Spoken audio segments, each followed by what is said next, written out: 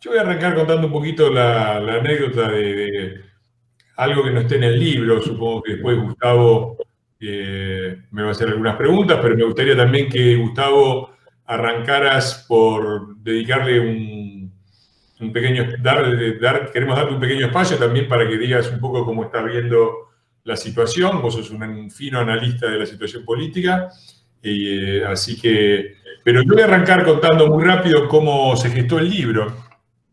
Todo, todo libro es un texto que tiene un metatexto, ¿no? Una historia que comprende cómo fue que se gestó. Eh, este libro nació con otro título, se llamaba Vamos a volver, las razones del eterno retorno peronista. Y arranqué escribiéndolo pensando en eso, en cómo era posible que el peronismo volviera sistemáticamente, a veces con periodos de tiempo muy pequeños, y por qué a la oposición le costaba tanto consolidar dos periodos consecutivos, que parece ser un límite mínimo, por lo menos, de lo que se necesita para modificar algo en este país, porque creo que quedó claro, más allá de la opinión que tengamos del gobierno de Cambiemos, que básicamente estuvimos 4 años atajando penales, ¿no? Y por eso llamado Vamos a volver, las razones del eterno retorno peronista, y cómo ponerse a él, era una cosa así. Y después empezó este país, todos hablan ahora de la aceleración del tiempo. En la Argentina los tiempos mundiales que están acelerados corren todavía más rápido. Y pasó de todo en el medio. Asumió Alberto y desnudó muy rápidamente la característica de su gobierno como continuidad directa de los 3 anteriores gobiernos kirchneristas.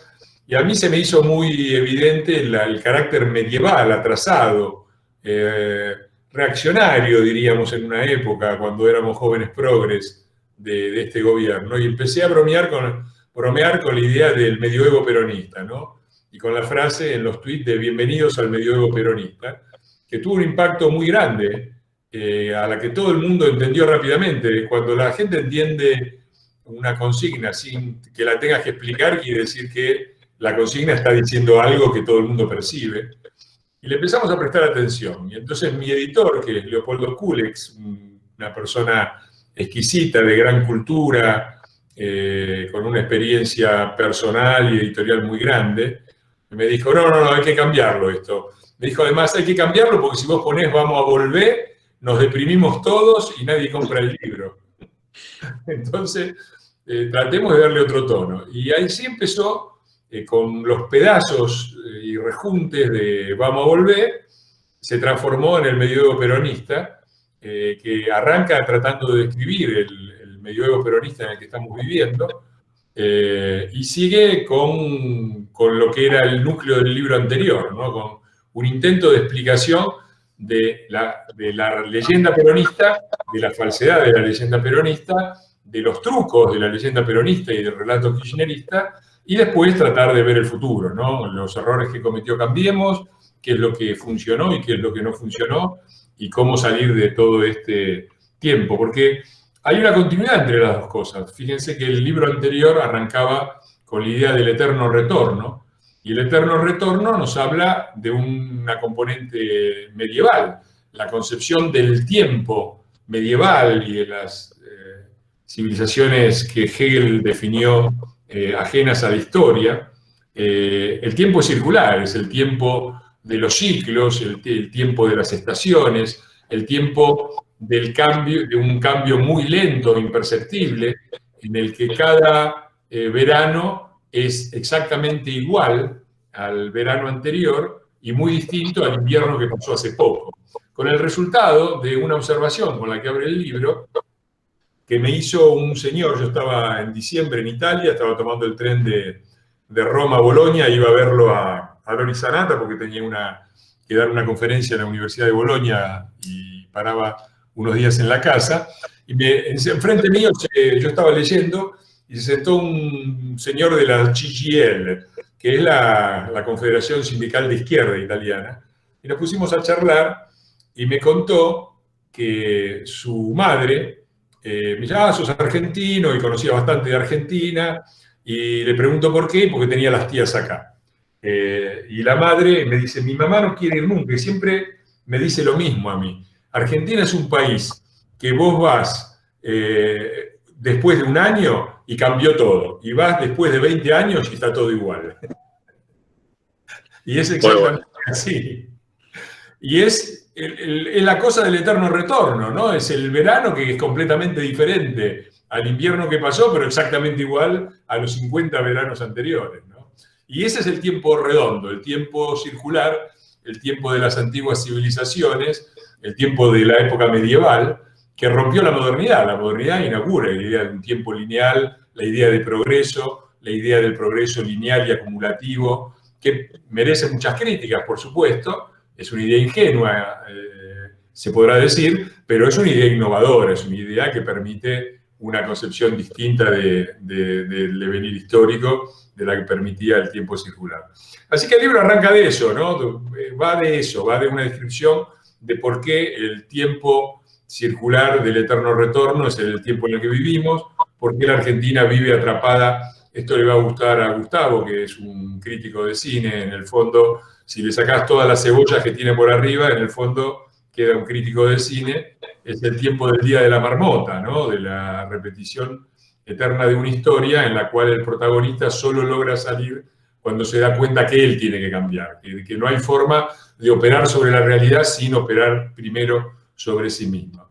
Y cierra con eso, con un capítulo que toma un título de Borges.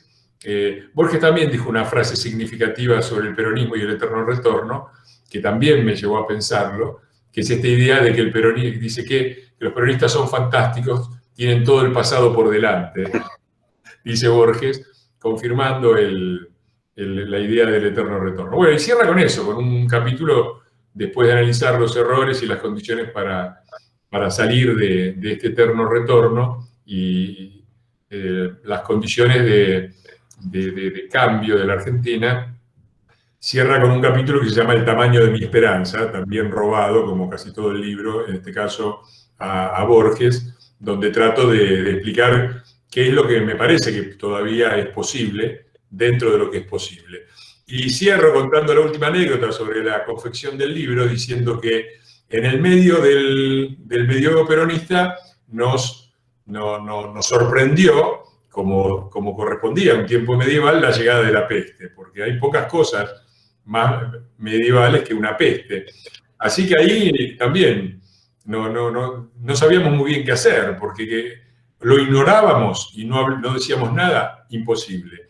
Escribíamos todo el libro, imposible, porque ¿cómo metés? Entonces dijimos, bueno, voy a hacer un capítulo sobre la peste, y me puse a escribirlo en serio, y al final era un bodrio el capítulo que escribí, porque yo te lo dije, mirá, esto que yo te digo en el capítulo tal, lo están haciendo, era muy aburrido. Y entonces surgió otra cosa que creo que le dio un cierto brillo al libro, que fue tomárnoslo un poquito en joda, salir de la depresión del vamos a volver, para tomarnos un poco en joda el medioevo peronista, y ahí hay un capítulo que es una pequeña frutillita en el medio del libro, que es un capítulo en broma, irónico, en donde caracterizo a todos los personajes del kirchnerismo y del actual gobierno como figuras medievales, y describo su rol en la feudalia peroncha, un país, un feudo condenado al éxito, cuya capital es La Matanza, y que forma parte de la Arcadia Peruca, etcétera, etcétera, y donde van a encontrar a la reina Cleopatra de Tolosa, al virrey Alberto, al príncipe Massimino Dolce Farniente, al administrador, que es Cafierito Enésimus, al vizconde Sergio de Mazaraza, etcétera, etcétera, etcétera. Así que, si se quieren divertir un poco, pueden abrir el libro y ir directamente al capítulo sobre la llegada de la peste, y aliviarse un poco el trago, así entran con un poquito de envión para la primera parte, que es un poco más. Como siempre, es un libro yo pido disculpas, siempre con muchos datos, con muchas estadísticas.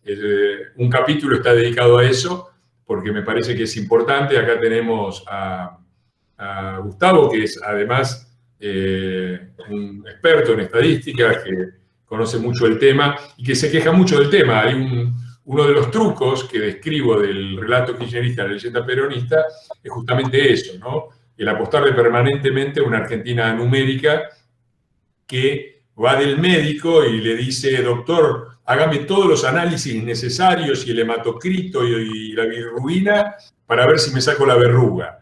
Pero después, cuando va a votar, dice, no, las estadísticas no sirven para nada, son todas mentiras, a mí no me van a enseñar nada, ¿no? Hay un capítulo dedicado a eso que se llama la sinécdoque numérica peronista, que calculo que a Gustavo le va a gustar. Bueno, esa es un poquito la historia del libro, se las quería contar porque la idea es que estén acá y se enteren de algo que no esté en el libro. Aparte el editor me dijo, no cuentes demasiado del libro porque si no después no lo compran. Encima con la malaria que hay, no digas nada. Entonces le conté un poquito la historia de cómo se gestó el libro y ahora, Gustavo, te paso la palabra para que cuentes un poquitito cómo estás viendo la cosa y después vamos a charlar un poquito del libro, si te parece bien. Y gracias por estar, Gustavo. No, gracias a vos, Fernando. Déjame arrancar con el motivo por el cual me invitaste a participar de la presentación del libro. Me dijiste, bueno, yo estuve en la presentación de Es el peronismo estúpido, y me dijiste, me diste mucha buena suerte, así que vamos a probar de nuevo. Lo que me hizo acordar una cosa extraordinaria, ¿no? ¿Qué año fue eso, Fernando? 2015 fue el año de la campaña. 2015, bueno, al año 2015, Fernando saca Es el peronismo estúpido, hace una presentación, creo que era en el Ateneo, una especie de anfiteatro. En el Sótano. Muy lindo, y llegó y me impresionó la cantidad de gente que había, era realmente impactante, ¿no? Estoy acostumbrado a presentaciones de libros que tienen 14, 15 personas, ahí había muchas personas. Bueno, la pasamos muy bien, estuvo todo muy lindo, se sacaron las fotos de rigor. Por supuesto, hay una etiqueta de timidez que hace que la primera fila siempre quede vacía, ¿no? La gente se va tirando para atrás, de manera que uno no le hable, no le mire a los ojos, etcétera. Cosa que acá con este tipo de contactos es un poco más fácil de esconderse.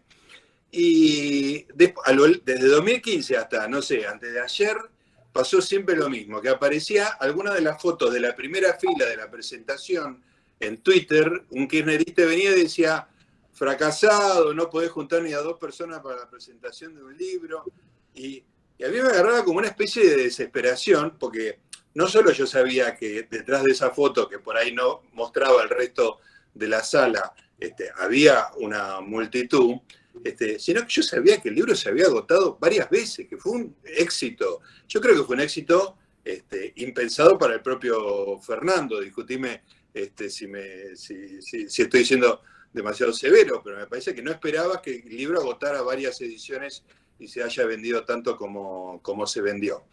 Entonces, bueno, tenía esa cosa de Twitter que estás hablando con un orco que no sabe, que viene con ninguna intención de verificar la verdad. Y yo le decía, no, estaba lleno, había un montón de gente y el libro vendió decenas de miles de ejemplares. Y no importaba, era simplemente el tipo tenía esa imagen y con eso había construido su universo. Era una cosa que me desesperó, pero más allá de lo anecdótico, es como que está en el eje de la situación, digamos, ¿no? Hay gente, y esta creo que es la gran batalla de Fernando con este libro y el libro aquel y todo lo que él hace, que es la batalla en la cual vos estás discutiendo con gente que no le interesa la verdad, que no le interesan los datos. En este libro de Fernando, El medioevo peronista, y en aquel... Acá yo no salgo como Hugo González, yo tengo que salir como Hugo González. Tenemos una intervención. Bueno, decía, tanto en El medioevo peronista como en Es el peronismo estúpido, hay un esfuerzo de Fernando por argumentar con datos que es absolutamente inusual en la política argentina. No hay otro político, ni de los buenos ni de los malos, que haga un esfuerzo tan extraordinario por fundamentar todo lo que dice. Y siempre, bueno, uno sabe que Fernando es vehemente, que es provocador, que va al frente, Y cada vez que agarro un libro, y en el medio hubo otros libros que tuve, no solo el placer de leer, sino el placer, en algún caso, de hacer algún tipo de revisión, y siempre digo, bueno, vamos a ver cómo exagera Fernando, cómo le encuentro esta vez que su pasión por observar críticamente el peronismo, le voy a encontrar la vuelta. Y siempre que lo empiezo a leer, digo, pero no puede ser, siempre tiene razón. En la lectura te convence porque está todo muy fundamentado. Y eso me lleva a pensar un par de cosas. Una es cómo se puede dar batalla, cómo se puede dar batalla en el buen sentido, en una conversación política, cuando el interlocutor o los terceros, digamos, olvídate del interlocutor, los terceros que están, que deberían ser convencidos, no les importa demasiado si lo que vos estás diciendo tiene un respaldo de datos o no. Es muy, muy desalentador. Y por otro lado, esa pasión de Fernando por la discusión, digamos, ¿no? ¿Cómo ubica al resto del espectro político? ¿Y cómo se siente Fernando al tener que dar una discusión que la mayoría de los políticos no quieren dar, que van por otro lado, que van por el lado de las emociones o de los eufemismos o de lo que es conveniente hablar o no? Yo creo que Fernando es un político totalmente atípico por todas estas cosas, y que sé que tampoco le ha ido tan mal, ¿no? Es una persona que está, diputado de la Nación, ha sido electo por el voto de la gente, ha sido reconocido por el expresidente de la Nación, fue designado como candidato directamente por el presidente de la Nación, aparece en los medios, da batalla. Tampoco es que le ha ido tan mal, pero tampoco es que le ha ido tan bien teniendo la razón de su lado. Yo quisiera saber, Fernando, ¿cómo te sentís vos cuando... Porque hay como una satisfacción en tener razón y tener poder demostrarlo. Pero cuando hablas con gente que no tiene ese mismo universo de sentido, de lógica, de discusión, ¿no te dan ganas de mandar toda la mierda, hablando mal y pronto? Sí, claro, que hay que refrenar permanentemente esa tentación. Interesante la anécdota de que contás, porque es una parte importante de lo que describe este libro. Ahora voy a la pregunta que me hiciste, pero quería detenerme un poquito en la anécdota, porque habían sacado, si vos sacás una foto frontal del auditorio, estaba lleno, pero si sacás una foto lateral en la que entra solamente la primera fila y los oradores, parecía vacío.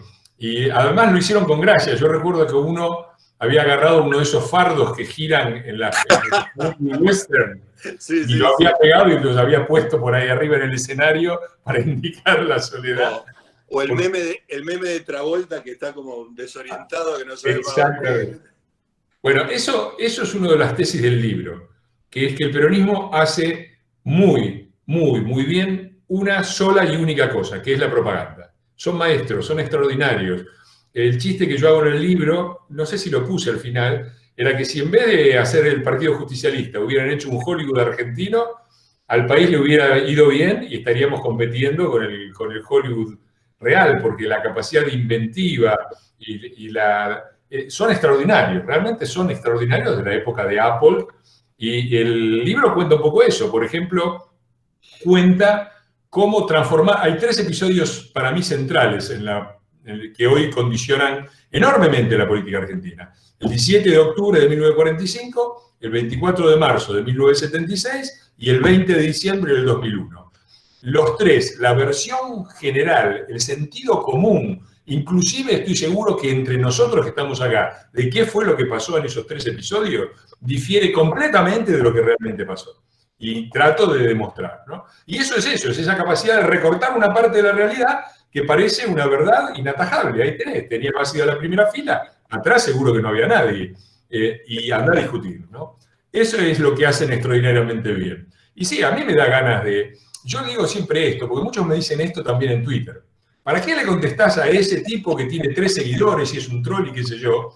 Y yo siempre les hago la misma broma, le digo, le voy a contar un secreto, no se lo diga a nadie, esto es Twitter, no es Gmail.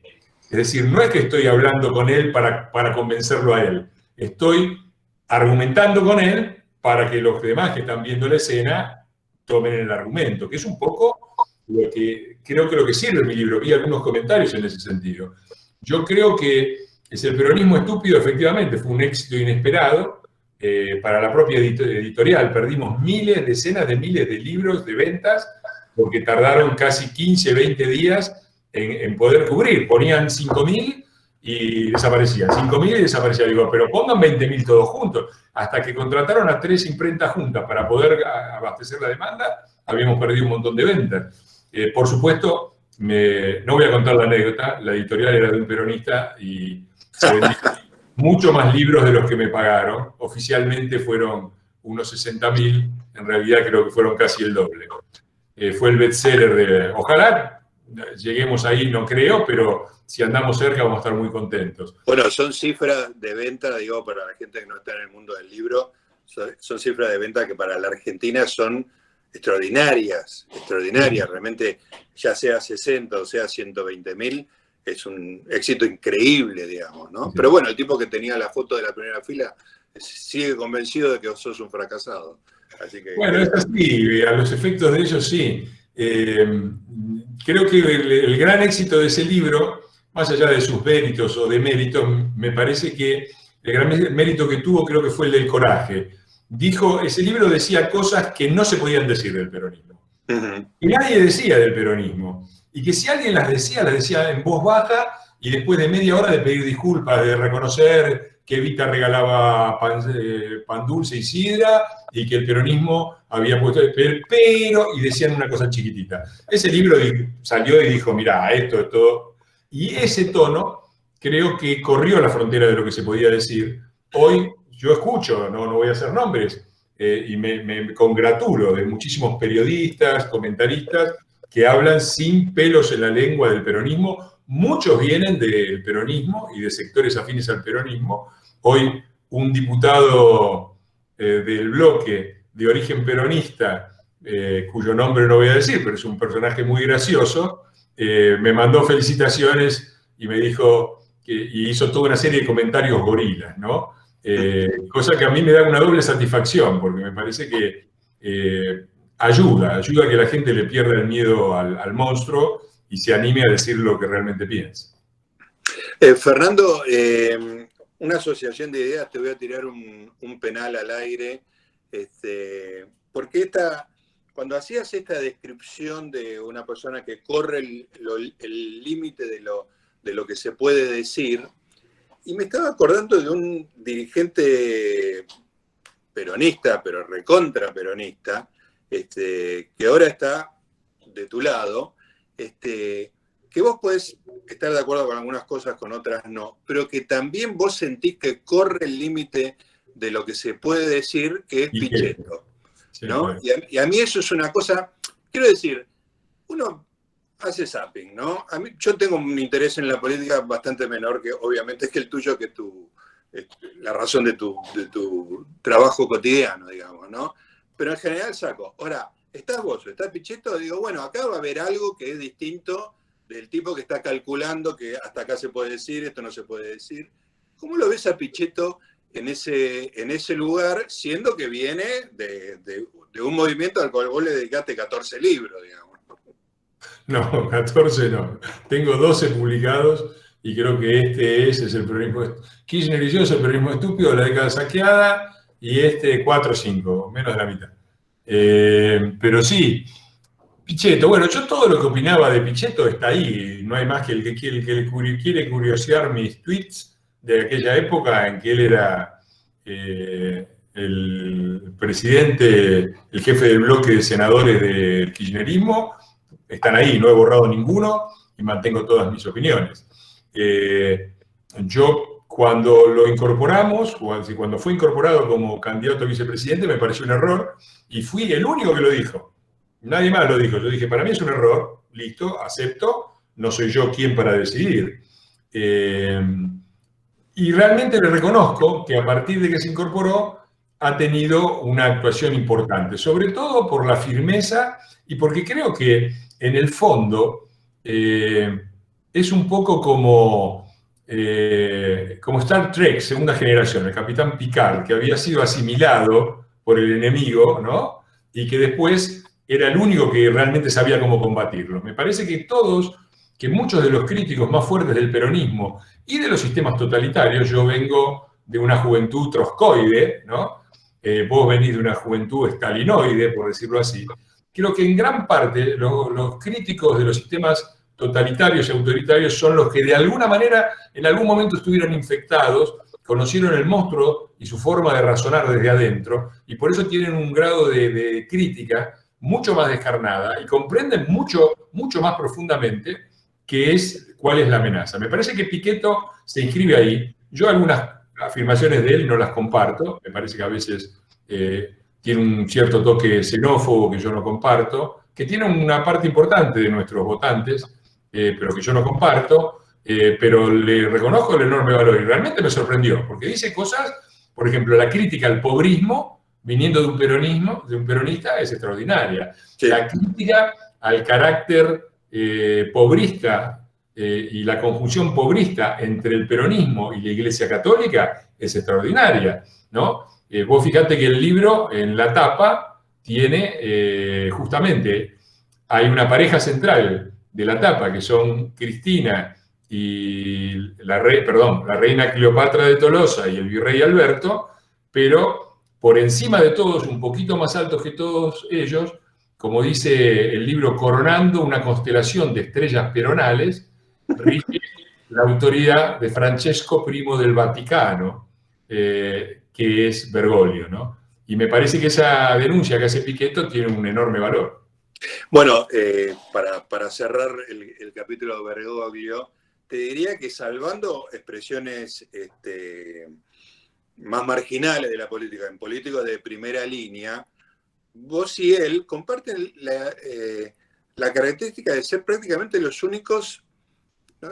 Por ahí me refutás el apelativo, digamos, pero los últimos anticlericales, digamos, ¿no? Los que ante la intromisión de la Iglesia en los asuntos mundanos dicen, paren, esto es de otra manera. Y hay que reconocerlo en el caso de Pichetto, que antes del sorpaso, digamos, sorprendente, en la votación de la ley del aborto, había hecho una argumentación muy fina y muy anticlerical, si se quiere, ¿no? No sé si querés agregar algo o ya... No, coincido. Te agrego otro nombre que también casualmente viene del peronismo, pero que también tiene una posición muy anticlerical y muy clara a ese respecto, que es Patricia Bullrich. Todo lo que dice de Pichetto, perdón por la confusión, se aplica perfectamente a Patricia Bullrich, sí. Fernando, me llegó el libro ayer, estuve mirándolo un poquito apuradamente, no lo leí con detenimiento, pero me interesaron mucho algunas partes que no estaban exactamente referidas al peronismo, sino a los que vos llamás... Hay dos capítulos que me parecen muy, muy interesantes y muy poco comunes en un político profesional. Uno es el capítulo 4, que se llama Los colaboracionistas, que es una palabra muy, muy fuerte, tiene una lista extraordinaria que ahora quiero leer.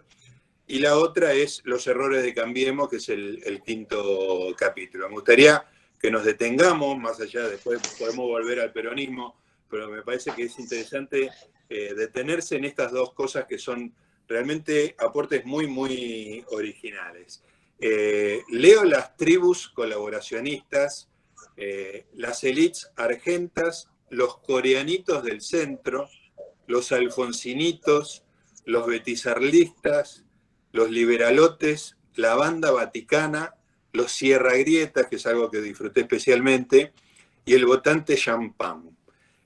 Hablame un poco de los colaboracionistas, si querés quedarte en alguna de las tribus, pero me parece importante la idea de que no es solamente el peronismo y nosotros, ¿no?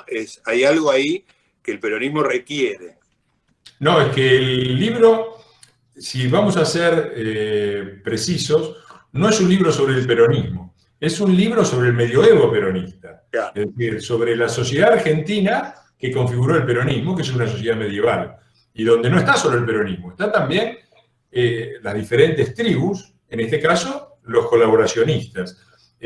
Cuento también como anécdota que un cierto periodista que formaba parte de la troupe colaboracionista me mandó inmediatamente, le llegó el libro y me mandó inmediatamente un mensaje de WhatsApp furibundo, enojadísimo. He perdido otro lugar en el que estoy proscripto, de los muchos que son. Nada, colaboracionistas es un término fuerte, como vos nombraste y como la anécdota que narro describe, ¿no? Y si uno lo piensa desde el punto de vista de la nación, es cierto, es inapropiado, porque acá no hay un ejército de ocupación. El peronismo es una gestación original, lamentablemente, de la sociedad argentina, por lo tanto, no hay un ejército invasor. Pero si uno lo piensa desde el punto de vista de la República, la cuestión cambia, porque es cierto que el territorio nacional no fue invadido por el peronismo, pero la República sí. Las instituciones han sido invadidas, destruidas, saqueadas por el peronismo. Y en ese sentido, el peronismo opera así como... Sí. Santiago, el micrófono, Santiago. Ahí está. El peronismo opera así, no como un ejército invasor del territorio nacional, pero sí como un ejército invasor del territorio de la República. Y hay todo un sector muy amplio de gente que se dice no peronista, que trabaja incansablemente con sus actitudes y con sus contribuciones y con varios trucos que yo trato de describir a lo largo del libro a favor del peronismo. Por ejemplo, midiendo a los no peronistas con la vara de Suiza y al peronismo con la vara de Uganda. Ese es un truco básico, ¿no? Y hay varias tribus, ¿no? Desde los coreanitos del centro, ya sabemos quiénes son, que son especialistas en eso, en el todo es lo mismo, en tratar de una manera a los peronistas. Yo me acuerdo justamente de las entrevistas, por ejemplo. Yo vi una entrevista con esta gente que se supone que es neutral y cada argumento mío es refutado, recontraargumentado, me tengo que pelear para poder hablar, nos ponemos nerviosos todos, gritamos. Después aparecen tipos como Felipe Solá, por decir uno, porque me acuerdo particularmente de un programa que se llamaba Corea del Centro, antes que a mí entrevistaron a Felipe Solá. Digo, Felipe Solá, ¿no? Creo que hay pocos personajes más pretenciosos e insoportables que Felipe Solá, a los que gente que es verdaderamente progresista debería sentar ahí. Lo primero que le preguntás es qué pasó con Costequi y Santillán, qué pasó con la pesca en la época que eras funcionario de Menem. Todo eso pasa al olvido inmediatamente y empiezan las preguntas del tipo, ¿y cómo la ves a Cristina? Entonces Felipe se luce y dice, no, Cristina está muy cambiada porque todos estos años la han hecho reflexionar, van a ver que ahora que volvamos la cosa va a ser diferente. Así nos tuvieron todo un año. Y después hay algunos palos para la propia, ¿no? Por ejemplo, nosotros en Cambiemos y en Juntos por el Cambio tenemos un votante champán, ¿no? Tipos que te dicen, ah, no, por ejemplo ahora, ¿no? Yo a Macri no lo voto más, a ustedes no lo voto más. ¿Cómo puede ser que Macri esté en Saint-Tropez? Ah, yo no te voto más. Digo, pero escúchame, del otro lado tenés a Al Capone. Podemos hacer una discusión sobre si está bien o no que Macri viaje a Francia. Es una discusión. Yo creo que está bien. Entiendo que a alguien le parezca mal. Podemos hacer una discusión sobre eso. Pero no es una razón para no votar, para ponerte en votante champán exquisito, ¿no? Donde cualquier cosa te ofende y te deja fuera. Y del otro lado, ¿qué tenés? Sí, tenés a Al Capone, a gente mafiosa y autoritaria. Eso nos quitó muchos votos, creo yo. Entre las cosas que nos quitaron votos, errores propios, pero también es esa tendencia. Cuando vos sumás los votos de Labaña, Espert y Gómez Centurión, pues te encontrás un poco con eso. Yo puedo entender que alguna persona se haya enojado porque se habilitó el debate del aborto, que era un debate imposible de no habilitar. Se venía, tenían la mayoría para imponerlo, se abrió y Digo, yo puedo entender, no puedo entender que después no te des cuenta que tirar el voto en Gómez Centurión es tirar un voto. Yo puedo entender que los liberales digan, hicieron los cambios demasiado lentamente y no comprendan el marco político de extrema debilidad en el que estuvimos, porque es cierto que en algunos aspectos yo, y lo digo al final del libro, creo que tenemos que volver con un gobierno mucho más decidido y muchísimo más fuerte que el que tuvimos. Pero también había una situación de debilidad política muy alta. Ahora, yo puedo entender que un liberal me diga, no hicieron los cambios con la suficiente velocidad, se equivocaron en esto, el gradualismo estuvo mal. No puedo entender que votes Esper. Porque está claro que vos enfrente tenés gente que apenas llegue, todas las ideas económicas que tiene un liberal las va a volar, y las están volando por los aires, supongo que ahora están felices. Entonces, ahí el votante champán es otra de las claves, ¿no? Bueno, y el libro es eso, es una descripción de eso y de todo el arco político y del funcionamiento. Porque el peronismo no solamente es un problema en el sentido de sí mismo, es un problema porque se ha constituido en el centro, el fulcro, alrededor del cual gira toda la política argentina y toda la sociedad argentina. Y entonces todo está distorsionado, y hasta que no logremos sacarlo de ahí, yo no sueño con que el peronismo desaparezca, ni sea proscripto, ni nada de eso. Sueño con un país donde dejen de ser el centro de la política argentina. Mientras ellos sigan siendo el centro, gobiernen o no gobiernen, la batalla está perdida. Y por lo tanto tenemos que trabajar para eso, y es lo que intento hacer con el libro, ¿no? Fernando, pasemos al capítulo 5, porque me pareció también muy interesante, después de la idea de los colaboracionistas. ¿Qué pasó con Cambiemos en los 4 años de gestión? Hay un fracaso ahí, y vos lo discutís, y también ahí creo que hay una diferenciación muy importante en lo que hacés vos y lo que haría un político profesional medio, que es hablar con bastante descarnadamente de aciertos y errores, ¿no? Desarrollame un poco la idea del capítulo. ¿Qué balance harías oral en este ámbito de los 4 años de gestión de Cambiemos? Bueno, lo voy a hacer más o menos como lo hace el libro. Cambiemos fue un fracaso de bolsillo. Punto, basta. Yo creo que uno de nuestros fracasos es justamente esta cosa de autoflagelarnos y estar todo el tiempo haciendo autocrítica. Es insoportable, ¿no? Es insoportable porque nosotros cometimos errores.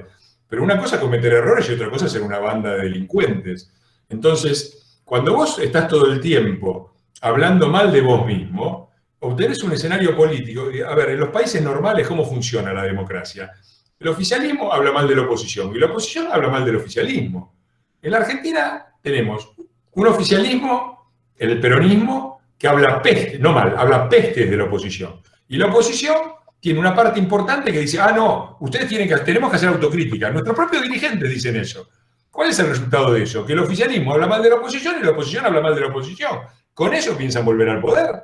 A mí me parece que no. A mí me parece que nosotros hemos hecho una autocrítica. De hecho, Macri ha sido el único presidente que se ha parado en cadena nacional y ha dicho, esto lo hicimos mal, qué sé yo, Correo, está mal, vamos para atrás. Designamos 2 jueces de la Corte por decreto.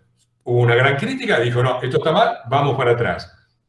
Y se hizo autocrítica, y también se hace autocrítica. La principal es que fuimos un fracaso de bolsillo, no un fracaso económico, porque todas las variables de la macroeconomía las enderezamos, a las buenas, a las malas, pero la corrección macroeconómica que hizo Cambiemos en 4 años fue la mayor de la historia nacional sin que el país estallara.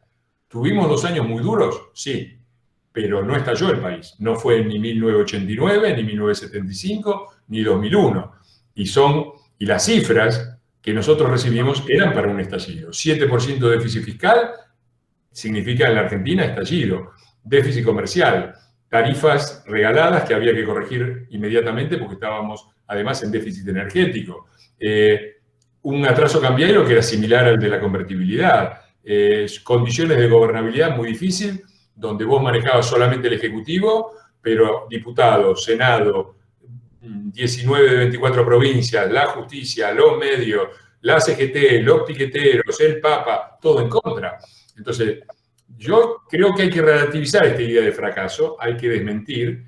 Creo que hay dos grandes éxitos. El primero ya lo mencioné. Es el primer gobierno que hace una corrección macroeconómica de esta escala sin que el país vuele por los aires.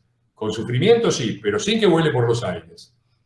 Y segundo, es el primer gobierno en 90 años, eso fue un mérito, es el peronismo estúpido, fue el primer texto que puso eso insistentemente sobre la mesa, que hacía 90 años que ningún gobierno civil no peronista terminaba el mandato. Nosotros terminamos el mandato. Y agrego un tercer éxito. Nos fuimos con el 41% de los votos y dejando una ciudadanía que todavía sigue reivindicando esos valores que nosotros, bien o mal, intentamos representar y que todavía se vio muy bien el lunes. Está activa, está presente y está acá, en este Zoom. Entonces, yo relativizo el hecho del fracaso. Fue un fracaso de bolsillo, sí. Inflación, pobreza, indigencia crecieron. Hay muy buenas explicaciones. También hay explicación de los errores que aceptamos. Pero digo, basta de autoflagelarnos. Y recordemos también que no puede ser un fracaso, por lo menos no en los términos en los que se plantea, un gobierno que en por lo menos 5 o 6 áreas decisivas fue el mejor gobierno, por lo menos desde que yo nací. Infraestructura, política energética, lucha contra el narco, justicia, aún con la debilidad de justicia y que yo hubiera querido mucho más. Nunca hubo tantos políticos corruptos presos, hubo más políticos corruptos presos en nuestro gobierno que en toda la historia nacional junta, ¿no? Y ahora estamos viendo la diferencia.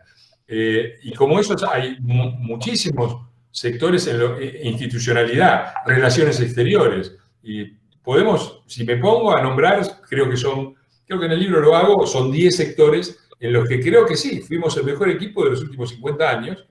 Claramente, el de bolsillo, eso es como decir, no sé si lo puse en el libro, porque siempre tuve dudas de ponerlo o no, ya ni me acuerdo. Eso es como decir que el paciente murió de cáncer, pero sano, ¿no? Decir que lo único que fracasamos fue en la economía de bolsillo, es también admitir que fracasamos en una parte decisiva, ¿no? Pero bueno, tendremos que corregir eso y pensar en el futuro para no volver a cometer esos errores. Y no solo decisiva, acá me meto un aguijón, Fernando, sino que creo que en una de sus intervenciones más nobles, el presidente Macri, cuando uno de los grandes méritos de la gestión, que fue arreglar el INDEC de una manera absolutamente inobjetable, con una persona como Todesca que no venía de su sector, que venía más bien del lado del peronismo, cuando Macri le devuelve a la sociedad el INDEC y sale el primer índice de pobreza, ya no mentido escandalosamente, el propio Macri dice, al final de la gestión quiero que me juzguen por esto, ¿no? O sea, como que esa diferenciación que vos hacés, Macri en su momento dijo, lo importante es bajar la pobreza, ¿no? Entonces ahí hay un problema, ¿no? Me parece, sí, claro, la evaluación, sí. que además, quiero destacar esto de Macri, puso una vara por la cual ser evaluado, cosa que los políticos no hacen, y mejoró el instrumento por el cual esa vara es medida, digamos, ¿no? Esas dos cosas se complementan con el hecho de que después la medición le dio muy mal, digamos, ¿no? Sí, sí, creo lo mismo. Creo que eso que vos mencionás demuestra la buena fe. Demuestra que este relato de que vinieron a aumentar la pobreza fue completamente falso. Además, porque en 2 años, las cifras sociales, los índices sociales de 2017 son los mejores desde 1993. Tanto pobreza, indigencia y desocupación fueron los más bajos desde 1993, porque los 2 primeros años del gradualismo fueron más que razonablemente buenos. De hecho, si después el país estalló en la corrida cambiaria del 2018 y fue un problema grande que agudizó todos los problemas, fue justamente no porque se ajustó mucho. Hoy, viendo para atrás, deberíamos haber pensado en el 2017 no había que atrasar tanto el tipo de cambio, había que endeudarse menos, había que recortar más el gasto, había que ir hacia un escenario más liberal que el que enfrentamos. Si pudiéramos corregir para atrás, habría que hacer eso. Es decir, que si hubo errores, fueron errores de buena fe, fueron errores de decir queremos bajar la pobreza y bajarla efectivamente, de 32,2 a 25,7. Esas son las cifras. La pobreza bajó de la primera medición 32,2%, en un año y medio estaba en 25,7%, una baja prácticamente de 6 puntos en un año y medio, que es enorme. Era la velocidad de baja de la pobreza de los buenos tiempos y con la economía creciendo al 2%, ¿no? Porque esa era una velocidad de baja de los tiempos de Kirchner cuando la economía crecía al 8%, ¿no? Y para complementar con la idea original acerca de el poder de propaganda del peronismo, quedó instalado mucho antes de que aparezca la cifra y con la colaboración de universidades católicas, que el gobierno de Macri se iba con el 40 y pico por ciento de pobres, digamos, ¿no? Bueno, eso es el relato, ahí tienes el relato. Mirá, cuando vos medís, en el año 2014, durante el año, la pobreza subió 4 puntos, con Kicillof, el reformista trotskista keynesiano marxista, 4 puntos en el 2014. Nosotros, si vos arrancás de 32,2, la dejamos en 35, supongamos que hubiéramos arrancado de 31, que es más justo, y subimos 4 o 5 puntos en 4 años. Y es más o menos lo que subió la pobreza también en el último periodo de Cristina Kirchner. Ahí en el análisis económico yo tomo 6 variables básicas y digo, hay 2 situaciones. Las cosas en las que fracasamos en el sentido de que no pudimos modificar una tendencia que ya existía. Inflación, pobreza y el otro creo que es desocupación, subieron al mismo ritmo en el que venían subiendo durante el último gobierno de Cristina, no más. Y hubo 3 en los cuales, si vos haces el gráfico, fue una B, como la B de Vélez Sarsfield, por decirlo así, en donde ellos tomaron un enorme superávit comercial, dejaron un déficit y nosotros restituimos el superávit, o por lo menos la empatamos. Eso pasó con el superávit energético, con el superávit comercial y con el superávit fiscal que ellos recibieron del ajuste monstruoso de Duhalde, lo dejaron todo en rojo y nosotros lo pusimos por lo menos en paridad. Y eso fue esencial, porque el país no estalló no por nada, no estalló porque logramos hacer eso, ¿no? Por eso es tan injusto la crítica liberal, en el sentido de que es lo mismo. No. Una cosa es que vos subas, como subió el kirchnerismo, un punto el gasto, la presión impositiva, subieron entre un punto y medio por año durante 12 años. Nosotros invertimos la curva y empezamos a bajar a la misma velocidad, un punto y medio por año.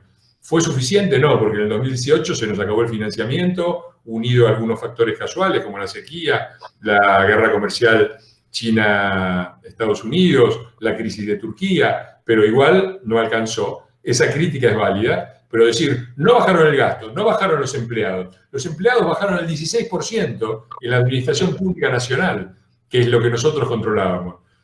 En el total nacional no bajaron, porque las provincias que gobierna el peronismo tuvieron más fondos que nunca que usaron en contratar más empleados. Entonces, que los liberales no vean eso y piensen que es lo mismo el peronismo, que aún durante nuestro gobierno subió la cantidad de empleados en las provincias, mientras nosotros lo bajamos a nivel nacional. Las provincias estaban todas en déficit, terminaron todas empatadas o en superávit. El déficit lo tuvimos nosotros en la administración central. Que un liberal, un economista, no vea eso, y es mala fe de análisis, ¿no? Fernando, te saco un minuto del contenido del libro, aunque está totalmente articulado. Hoy en los diarios, los analistas políticos, hoy, ayer, en los últimos días, sobre todo desde la marcha del lunes, hay mucha discusión acerca de halcones y palomas en Juntos por el Cambio. Es una representación coreacentrista un poco la que se dio después de la marcha, porque muchos de los análisis que leí en los diarios y un poco también en televisión, decía, esta sorprendente movilización pone en problemas al gobierno y a la oposición. Cosa que parece un poco raro, digamos, ¿no? Que una cosa que se opone, o sea, gente saliendo a la calle a mostrar su disconformidad con el gobierno en condiciones muy complicadas de hacer, que eso ponga o sea, que siempre sea una cosa equivalente, que haya dos lugares y que el periodismo se ubique en el medio de esos dos lugares. ¿Cómo está la situación Halcones y Paloma de acá al futuro y cómo analizás esto en relación a la marcha del lunes? Bueno, yo creo que la marcha del lunes marcó un antes y un después, en mi sensación, tanto para la oposición como para el propio gobierno, como para la sociedad. No es nada nuevo, es la continuidad. Mi teoría es que Juntos por el Cambio y Cambiemos es la expresión política institucionalizada a través de los partidos y de las coaliciones de un fenómeno que recorre la Argentina, como aquel fantasma del comunismo del que hablaba Marx al inicio del manifiesto, ¿no? Un fantasma recorre la Argentina. Es el fantasma de la rebelión antipopulista. La Argentina, mitad de la Argentina vive en estado de rebelión antipopulista, es decir, de gente que está harta de vivir en un país anormal, en un país donde no hay Estado de Derecho, en un país donde da lo mismo, donde el capitalismo está mal, pero el choreo está bien, ¿no? Esa locura ya no da más, y que está alta también, cuando vos ves la grieta, ves que de un lado de la grieta están los sectores productivos, los que viven de su trabajo, las provincias que son sustentables, los sectores que producen riqueza, la gente que más o menos logró integrarse de alguna manera al siglo XXI de una manera razonable y hasta diría exitosa, y del otro lado de la grieta están los que viven colgados, ¿no? Las provincias que son insustentables, que viven de la coparticipación federal, los sectores productivos que solamente pueden vivir financiados por un Estado que le cobra, le saca los dólares y los recursos a los sectores competitivos, la gente que vive de subsidios. Bueno, no es para tanto, Gustavo, no te pongas así. Estoy con poca batería. Es para agarrarse la cabeza, yo te entiendo, la reacción tuya es perfectamente normal. Aprovecho, Fernando y Gustavo, si les parece, para darle la palabra a la pregunta de algunos participantes. Déjame cerrar la respuesta que me parece interesante. Así que eso es lo que me parece que pasó el lunes. Hay una continuidad.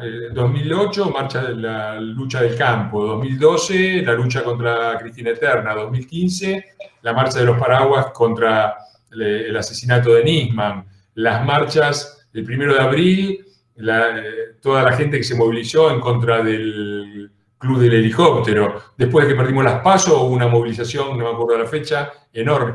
Toda esa Argentina en ebullición, de la que creo que forman parte los que están acá, es lo que nosotros intentamos representar políticamente. No entender eso es no entender nada. Creer que vamos a crecer porque vamos a hacer una rosca especial y vamos a traer a tal dirigente y olvidarse de representar a la gente.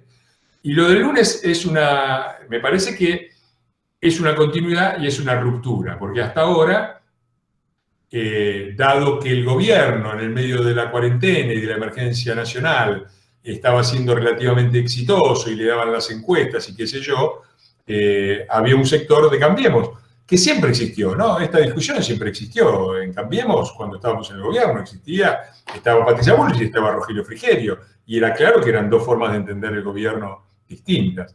Yo creo que se abre un punto nuevo, donde ahora es posible discutir. Antes era muy difícil siquiera discutir qué era lo que había salido mal. Por ejemplo, ¿el problema fue que no trajimos a los peronistas o fue que confiamos demasiado en el peronismo? Por ejemplo, en los gobernadores provinciales peronistas a los que se le dieron fondos en forma eterna y que después, pensando que en algún momento iban a jugar con nosotros o por lo menos iban a ser neutrales, hicieron un desastre. Y no se hizo un armado nacional para enfrentar en cada una de las provincias porque no querían enfrentarse al peronismo y terminó con que el peronismo se alió todo contra nosotros y nos mataron. En Córdoba, Macri ganó por escándalo y Cambiemos perdió la capital de la provincia. ¿Cómo puede ser? Ahí hay diferentes visiones que tenemos que discutir y tenemos que estar juntos, porque si nos dividimos es peor, ¿no? Es garantizarles 20 años más de peronismo. Tenemos que estar juntos, pero también tenemos derecho a ser escuchados todos. Juntos por el cambio, tenemos que estar juntos, pero tenemos que estar juntos por el cambio, no por la continuidad, ¿no? Bullrich lo dice muy bien, tenemos que ser más Cambiemos y menos sigamos. Yo estoy de acuerdo con la definición.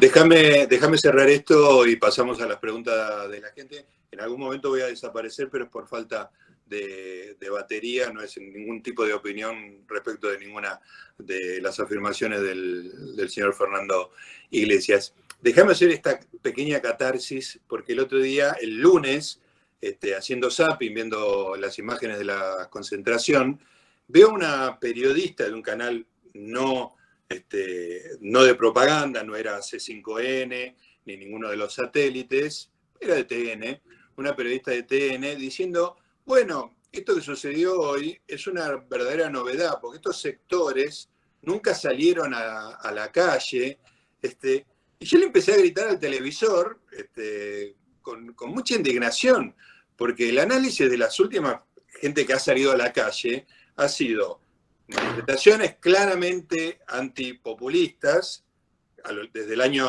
calculo que 2013 para acá, y el kirchnerismo lo único que pudo hacer en estos 7, 8 años fue cooptar reclamos transversales, como por ejemplo el del feminismo o el del aborto, digamos, ¿no? Subirse a eso, manejarlo, enroscarlo, pero no salió a la calle por las suyas propias, digamos, ¿no? De alguna manera la calle ha sido cooptada por el antipopulismo, pero no puedo creer que haya una periodista que trabaja profesionalmente que tenga una idea de la Argentina de ese manera, y creo que lo piensa realmente. Sí. Bueno, de eso trata el libro. Sería interesante preguntarle a esa periodista qué opina del 17 de octubre de 1945. Y yo creo que casi seguro diría lo que quizás inclusive los que están hoy acá dirían lo mismo. Una movilización masiva, se llenó la Plaza de Mayo, ahí está la foto de Perón saludando a las multitudes desde el balcón. ¿Cierto? No, mentira completa, mentira completa. Hay toda una polémica de cuánta gente fue. Y la razón es que no hay fotos. Claro, las fotos son del 46.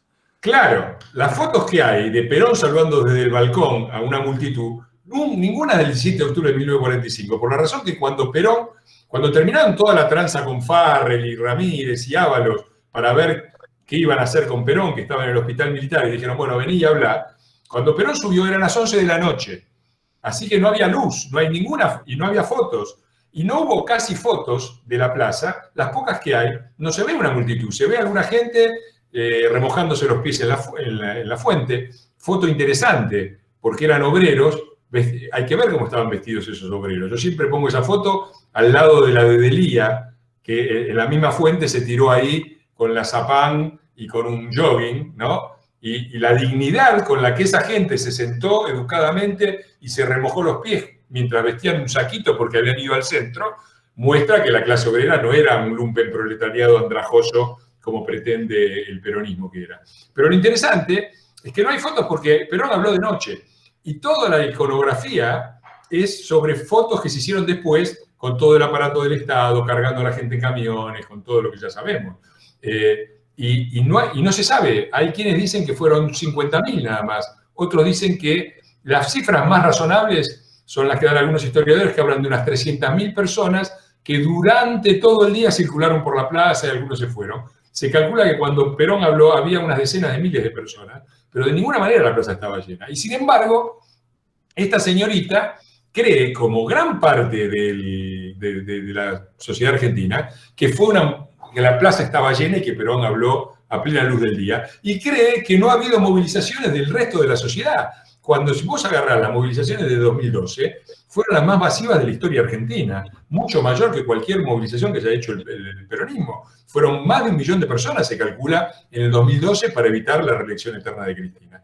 Pero eso no entra. Y el libro intenta explicar eso. ¿Cómo es posible que hechos que son de fácil comprobación no entren? ¿Dónde está el bloqueo informativo y cómo juega la élite periodística e intelectual para ser colaboracionistas de la leyenda peronista? Esa es una de las cosas que intenta deschavar, o iba a decir algo terrible, deschavar el libro. Ahora sí vamos con la gente. Sí, dale. Muy bien, muchísimas gracias a Fernando y a Gustavo. El primer turno es para Marcelo Socchi. Si por favor, Marcelo, se puede habilitar su micrófono. Y le pedimos brevedad, claro. Sí, por supuesto. Felicitaciones, Fernando, por el libro. Yo quería hacer una consulta referente a cómo No se escucha, No se Marcelo. escucha. Apuntarle mejor al micrófono. Apuntar al micrófono con la voz. A ver si me escuchas ahora. Yo quería saber cómo te manejas con los peronistas de Juntos por el Cambio. Yo particularmente... Marcelo, no se te escucha. Me parece que la pregunta era los peronistas dentro de Juntos por el Cambio. Voy a tratar de contestar eso. Sí.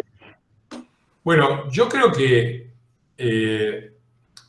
nosotros, yo creo que no hay que tener una actitud macartista. Es decir, está claro lo que pienso, el libro lo dice con toda claridad, lo que yo digo todos los días lo dice con claridad. Sigo pensando que es el peronismo estúpido, como dice el anterior libro, es decir, que el peronismo es el núcleo central del problema argentino. Ahora, tampoco me voy a parar en la puerta de Cambiemos, ni soy quien para hacerlo, a pedirle credenciales a la gente y decirle, bueno, a ver, decí muera Perón porque si no, no entrás, ¿no? El que entra y entra cantando la marchita, que cante la marchita. Yo lo único que pido es que después no me pidan a mí que me calle la boca. Si uno viene y me dice, ¿qué me pasó? ¿Y cómo vas a sacar un libro así, el medioevo peronista, si nosotros tenemos muchos peronistas adentro? Bueno, digo, está bien. Ellos que sigan teniendo el cuadro de Perón y Evita arriba de la cabecera de la cama y yo saco mi libro. Porque lo único que falta es que nos sometamos al dictatum peronista dentro de un aparato político que no es peronista. Son bienvenidos. Es más, cuando uno revisa un poco las autoridades de los lugares de poder que tiene el PRO, ¿no? Que son la Ciudad de Buenos Aires y el bloque de diputados, me parece que están bastante bien representados entre las autoridades, ¿no? Entonces, no creo que haya motivos para que ellos se quejen. Nosotros no podemos ser macartistas ni discriminatorios. Lo que exigimos es que haya un compromiso con la honestidad, con la decencia en la administración de la cosa pública, con la lucha contra la corrupción y la defensa de las instituciones. Ese es nuestro compromiso al futuro y que vengan de donde vengan, que vengan de donde les parezca. A mí me parece que eso tiene que ser así. No estoy de acuerdo con otra idea que anda dando vueltas, que tenemos que buscar una pata peronista.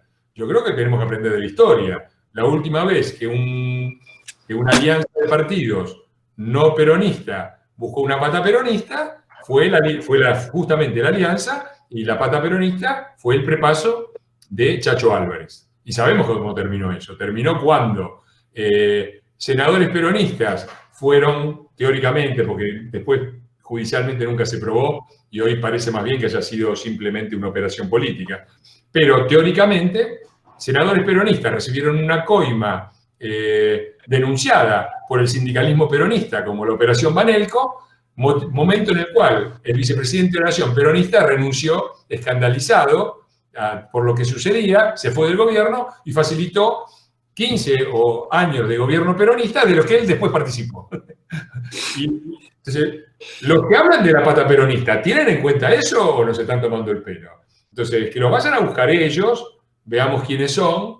Yo creo que al contrario, que nosotros tenemos que abrirnos más bien hacia un sector liberal. Sería importante que los liberales que no han jugado en contra, y ahí hablo, qué sé yo, de López Murphy o de Darío Lopérfido. Darío se bajó de la candidatura porque le pareció que si él competía por la ciudad podía arrastrar votos, quitarle votos a la boleta presidencial, y le pareció que era irresponsable y se retiró. Eso hay que valorarlo, y me parece que esos sectores ojalá estén representados y ojalá estén dentro de Juntos por el Cambio. Yo voy a hacer todo lo posible para que sea así. Gracias. Muy bien, muchísimas gracias. El siguiente anotado es Sebastián Erlich. Si Sebastián se puede habilitar su propio micrófono.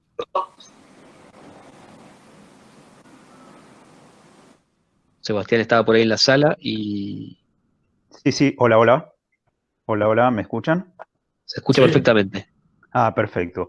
La pregunta, bueno, felicitaciones por este nuevo libro, ojalá lo podamos leer pronto.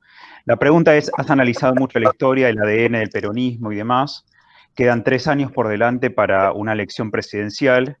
Entonces es importante, si uno conoce desde adentro cómo se mueven, cómo hacen su estrategia, cuáles son los artilugios de cara a los medios, y demás, si no hay este tiempo de estos 3 años para poder articular no solamente un buen discurso, conociendo dentro cómo funciona ese aparato para mi opinión, mafioso, y por el otro lado, construir propuestas de base en temas fiscales, en temas de recursos naturales, es decir, tener tiempo para hacer un proyecto de país que quizás para la elección de 2015 medio como que no se llegó y que se fue armando sobre la marcha. Esa es la pregunta. Sí. Y arranco por el final. No, yo no creo eso. Yo creo que el proyecto de país de Cambiemos estuvo muy, muy claro, ¿no? Un país integrado al mundo, un país donde el sector productivo privado tuviera el rol de dinamizador de la economía, con un Estado que no tenía que ser ni un Estado que desapareciera, pero tampoco podía ser el Estado hipertrofiado e inefectivo que tenemos. Yo creo que quedó claro. Una cosa es que lo tengas claro y otra cosa es que lo puedas hacer, ¿no? Ahí juegan otros factores como la cantidad de poder de la que dispones, y era un recurso muy escaso, y el tiempo que fue escaso. Pero aceptás, sí, Sebastián, la intención del libro. Yo creo que el mérito que tuvo es El peronismo estúpido, que es un libro que yo publiqué para la campaña del 2015. No sé cuántos votos habrá arrimado, pero me parece que al permitir correr la frontera, colaboró en establecer un nuevo piso desde el cual discutir con los muchachos, ¿no? Que no arranquen corriéndote con la justicia social y las leyes, porque después los corres un poco y no te saben contestar. Yo me acuerdo una vez a Val Medina le dije, a ver, bueno, nombrame una ley social que haya puesto el peronismo. Y me salió con la asignación universal por hijo, que primero no es ley, es un decreto, que segundo se la afanaron a Elisa Carrió, y que tercero, la verdad que si sos peronista y te venís a una ley de hace poco, cuando me venís corriendo con las leyes de los principios sociales que Perón ha establecido desde el 17 de octubre de 1945, la verdad que no tenés vergüenza. Pero el objetivo del libro es justamente eso, de dar un paso más en esta base de que ahora se puede criticar al peronismo y empezar a entender un poco cómo es la fisiología del monstruo, por decirlo así, cómo funciona, cómo opera, cómo juegan cada parte de la sociedad argentina, en qué sentido los alfonsinitos juegan, qué rol juegan y por qué son tan importantes. Todas las tribus colaboracionistas son fundamentales, porque el núcleo duro, reducido de la gente que dice yo soy peronista y voy a votar siempre a Perón, existe, pero es un 10, es un 12%, no es más que eso. Todo lo demás son las diferentes capas de la cebolla. La siguiente es Cristina, pero alrededor de Cristina Alberto y todos los que creían que Alberto iba a ser una cosa distinta, y alrededor de eso los Labaña, y los Alfonsinitos, y los Coiranitos del centro, y los liberalotes, y todos los que al final terminan conformando una pelota enorme, imposible de manejar, que provoca los desastres que provoca, y que en el centro tiene un núcleo duro muy pequeño. Entonces, ese es un poquito el objetivo del libro, develar el mecanismo que permite eso, y que todos podamos verlo, discutirlo mejor, y por lo tanto enfrentarlo en mejores condiciones. Bien, gracias. Muy bien, muchas gracias. Creo que tenemos el tiempo para alguna pregunta más antes que Gustavo se tenga que retirar. El siguiente turno es para Mario Iglesias. Lo aguantamos un poquito, Gustavo, que ya lo dejamos. Sí, igual se me acaba la batería, estoy en 1%. Aguanto así con los dientes apretados como defensa de Independiente. Hola, buenas tardes para todos. ¿Me escuchan? Sí, dale. ¿Qué tal? Bueno, felicitaciones por el libro, Fernando. Gracias, y Mario. Felicitaciones también para Gustavo por el Mirando Curvas, que siempre nos tiene bien extraordinario. Vean hoy extraordinario. El hilo que puso Gustavo hoy de Mirando Curvas explica todo lo que está pasando. No se lo pierdan. Twitter. Muchas gracias. Sí, la verdad que sí. Bueno, y yo lo que quería preguntarte, Fernando, es, porque el peronismo es todo lo que vos nos haces ver, y si nunca se te dio por investigar la pata periodística del tema, porque vos lo comentaste en una parte de la charla, que está muy avalado por el perionismo, como le pusiste vos, y si te interesaría meterte en ese tema, investigar un poco por qué el peronismo maneja tan bien la pauta con el periodismo. Bueno, es una pregunta pertinente del libro. El libro intenta explicar eso, cómo funcionan todos los sectores colaboracionistas y el sector específico del periodismo entra dentro de la primera parte, que es la élite intelectual, el círculo rojo, para decirlo con Durán Barba, a quien le dedico casi un capítulo crítico con respecto a la concepción de Durán Barbista, no solo de la propaganda. Yo creo que la concepción de Durán Barba es una concepción errada, no de la propaganda, sino de la política. El problema es que él tiene una concepción errada de la política y por lo tanto no entiende cómo funciona el círculo rojo, que es cierto, son pocos votos, pero son los que después, es como la yema del huevo, se pudrió, o la cabeza del pescado, se pudrió y se pudrió todo el pescado. Pero yo creo que ahí hay un punto que es muy interesante. Yo creo que hay una renuncia de las élites argentinas. Y cuando digo la élite, no me refiero a la gente que tiene mucho dinero o que vive en un determinado barrio.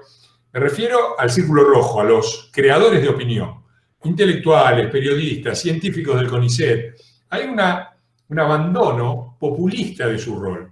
Porque, a ver, yo lo digo así. Yo no cultivé hoy comí, pero la que comí no lo cultivé yo, ni lo cacé yo, ni nada. Lo guardo en una heladera que no construí yo. Tengo un auto con el que me muevo que no hice yo y vivo en una casa que tampoco construí yo. ¿Por qué la sociedad? Evidentemente saqué los recursos de otro lado y los saqué de esto, ¿no? De hacer análisis, de publicar libros, de hablar en la televisión, de ser diputado nacional, de acá lo saqué. ¿Por qué la sociedad me tiene que subsidiar?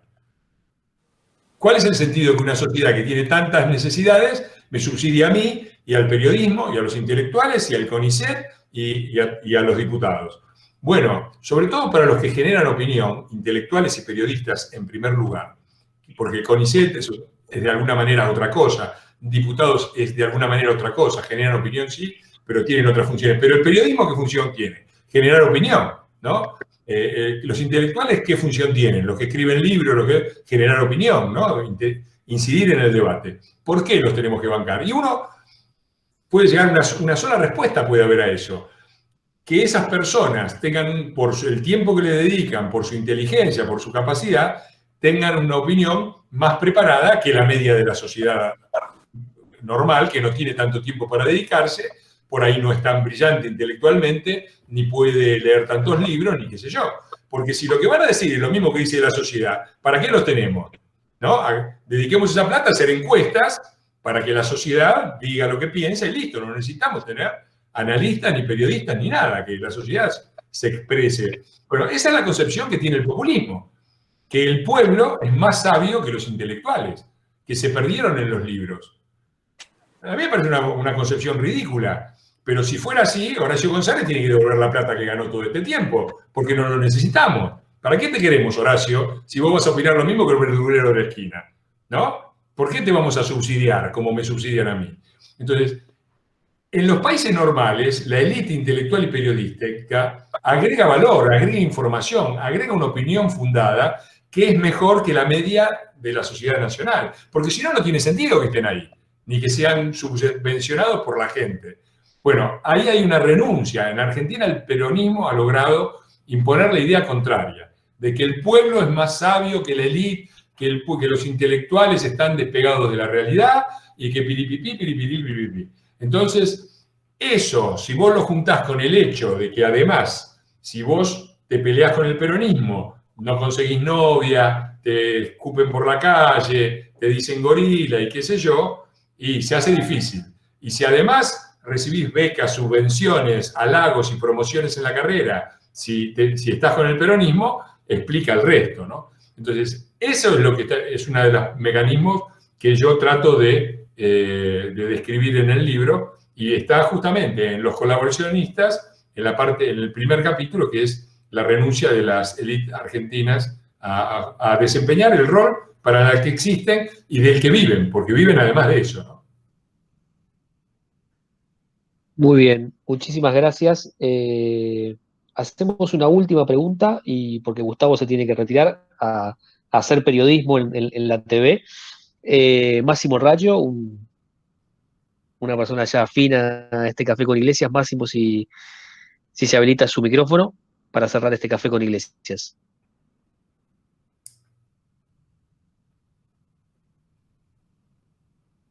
Bueno. Se fue Máximo. No, Se fue Máximo.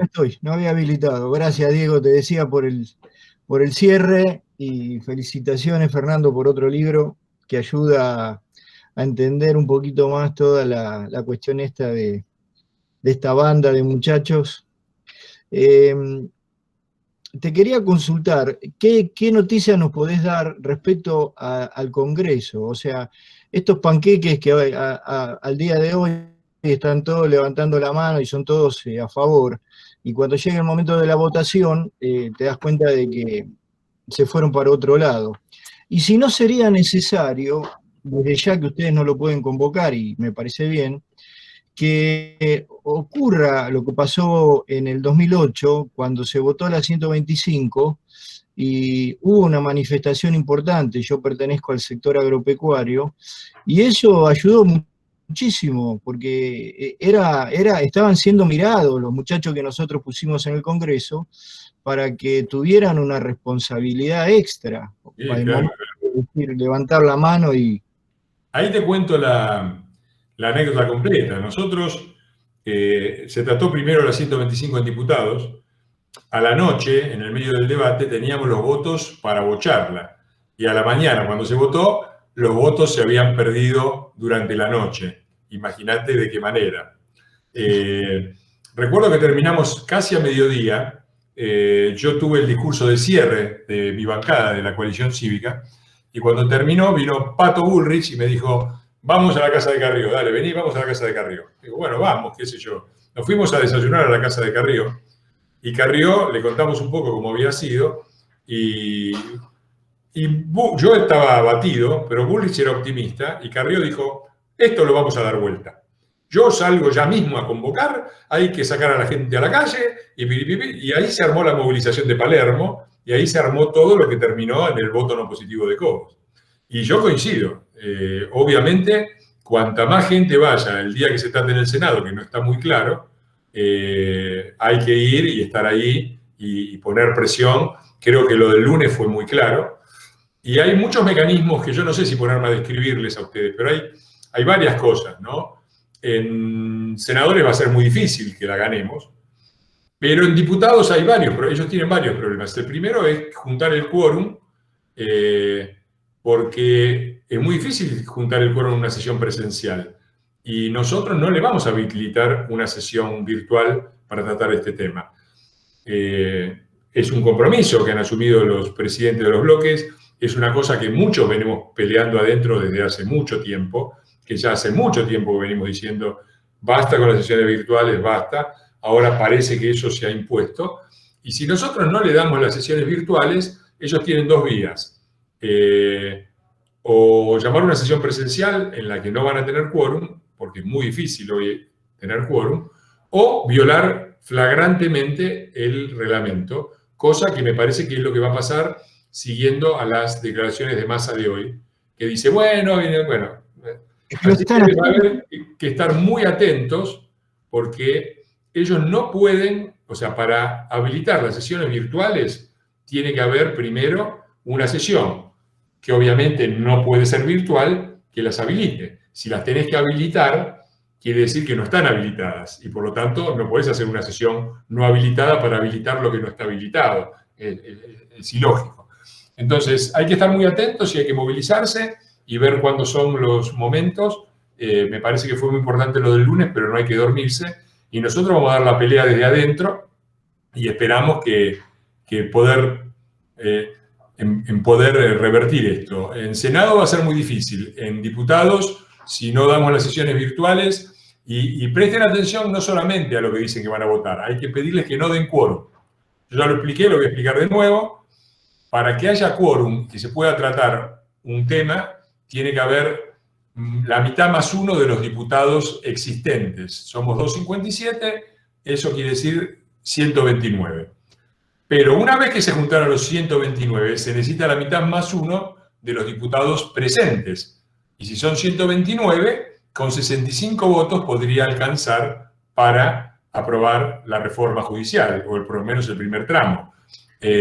Los que dicen, yo voy a votar en contra, pero dan quórum, les dan para llegar a los 129 y después ellos solos llegan a los 65. Esa maniobrita es la que creo que van a intentar algunos de los diputados de Córdoba, de Santa Fe, de La Baña, y es la que hay que deschavar también, así como pedir insistentemente que se mantenga el compromiso del interbloque, asumido tanto por Negri como por Ritondo, como por Ferraro, de que no vamos a habilitar sesiones virtuales para tratar estos temas. Bueno, gracias, porque Muy bien. te quedás preocupado cuando ves que en el Senado aprueban en comisión un dictamen y no se lo dan a la oposición ni siquiera para leerlo. No, eso es una vergüenza, porque se supone que el dictamen tiene que ser público. Es decir, podría haber un diputado de la oposición que quiere adherir, que le parece que está bien. Por eso pueden hacer cualquier cosa estos muchachos. Es así. Gracias. Muy bien, muchísimas gracias. Me parece, Fernando, que por hoy ya lo hemos por terminado. Sí, nos habíamos comprometido a dejarlo libre en este momento a Gustavo, no sé si se fue. Bueno, se quedó sin batería.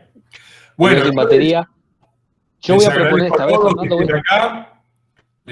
Aprovecho, cierro yo, entonces, si te parece, Diego. Sí, y te propongo que en realidad cerrá vos y que después, cuando Fernando cierra, el aplauso esta vez sea para Fernando. No, el aplauso también para Gustavo.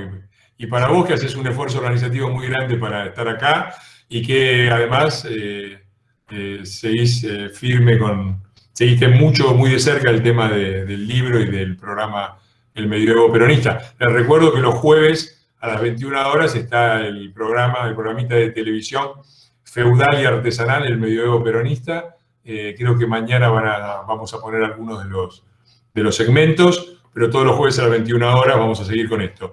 Nada, gracias por estar acá, gracias por estar bancando, gracias por los que se movieron y se movilizaron el lunes, a estar atentos, a seguir movilizados. Si la peleamos, los muchachos vienen siempre por todo, pero se van casi siempre sin nada. Vinieron en el 2012 por la reforma constitucional, no pudieron, vinieron por Clarín y vinieron mucho daño, sí, pero a la larga se la terminamos ganando y creo que se la podemos ganar también. Espero los que lo compren, que disfruten el libro. Si encontramos alguna manera, me comprometo a firmar todos los que pueda y dedicarlos. Y gracias, muchísimas gracias por estar acá. Un abrazo. Gracias. Gracias por el libro. Gracias, Fernando. Muchas gracias. Como siempre, muy bueno.